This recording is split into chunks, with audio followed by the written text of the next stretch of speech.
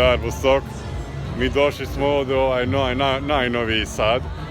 Ovo je Džigibao. Ovaj gospodin čovjek Mario, jeste. Mi došli smo ovdje da vidim šta je taj Miše luk.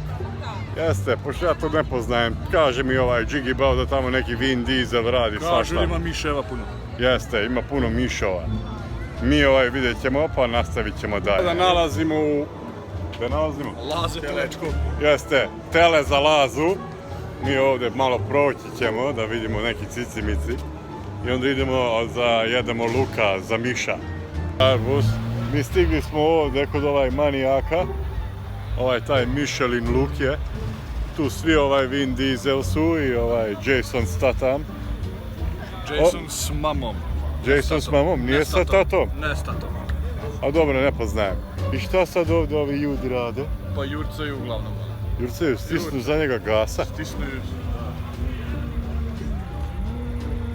I ovo je taj poznati Michelin luk.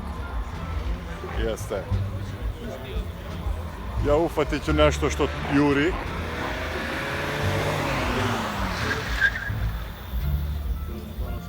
Mnogo nenormališ je. Misli da je taksi 1, taksi 2, taksi 3. Ali on ne poznaje da ja taksi 4 sam. Ja totalni auto... Ja vidio sam Šeget, Finje. Ja totalni auto naučivač sam i ja ovdje Ovo Lacije, ja njega naučio sam to da radi. Jeste? Jako dobro. Neki komarac.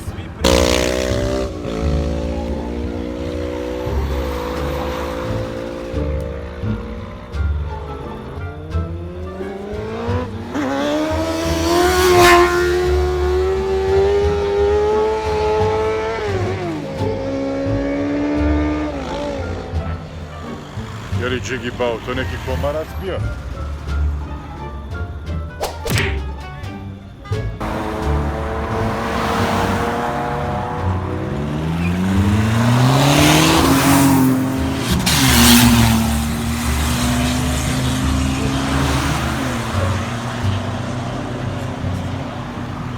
Ovaj vozio je 53.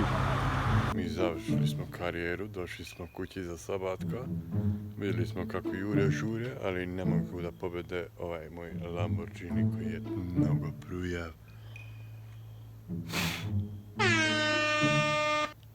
Laku noć.